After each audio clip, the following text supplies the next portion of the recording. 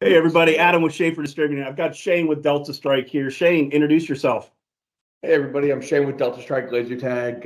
We manufacture laser tag equipment, obviously. We also have some other immersive attractions. But yeah, I primarily focus in on the laser tag side for our company. I've been doing it for about 30 years now. So yeah, it's good time. Can't wait to answer some questions about laser tag. Cool. Well, I appreciate you being part of our educational series.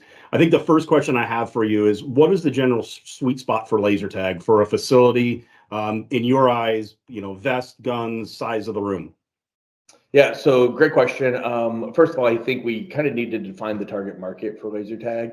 Primarily, we're going to be looking at about a 6 to 14-year-old demographic. That's going to comprise about 60% of our revenue. Laser tag is realistically, it's a birthday-driven activity. So when we get into the demographics, it really does fit nicely into most facilities because it does well with that 6 to 14-year-old. It can also scale into that slightly older demographic, that 16 to 21-year-old market. And those two markets typically don't play at the same time. So we'll be able to do your 6 to 14-year-olds in that 10 a.m. to 6 p.m. time slot. And then after that, you're going to start to get that older group in for their entertainment. So when we look at a facility, we're going to need about 3,500 square feet total. So not a huge amount of space for it.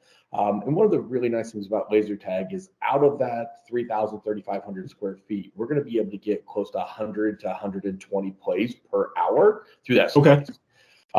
So laser tag, it's a high volume throughput, typically looking about $10 a game. So other than the game room, a laser tag will typically have the highest earnings per square foot in the facility. Bowling will be close if you roll in the F&B side as well.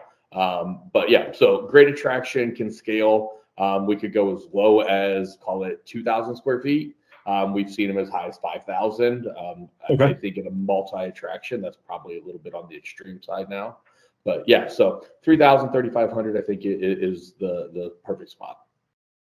What about like the mezzanine levels? Like I've seen some that are 2 stories, like kind of walk through that a little bit on what the mezzanine would look like and what's entailed with that.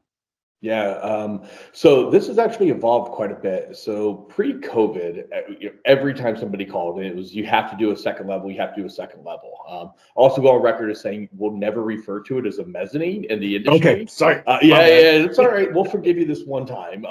But mezzanines carry ADA accessibility guidelines. So in laser tag, we're going to refer to that as an area of sport activity. So it's going to get classified more like your soft play would be. And so there are some requirements that we have to meet, but it allows us to avoid some of that slope rating and things like that. But your arena provider will walk you through all those guidelines.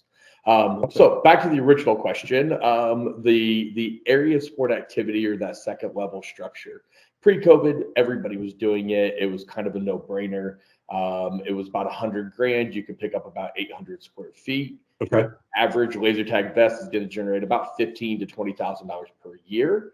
So we were able to get another 6, 7 vests in there. It had an ROI of about 9, 10 months. Now, post-COVID, steel is through the roof, labor's through the roof. It's about a $180,000, $200,000 investment now. And we like to keep everything in our facilities ROIing in that 10 to 14 month time frame.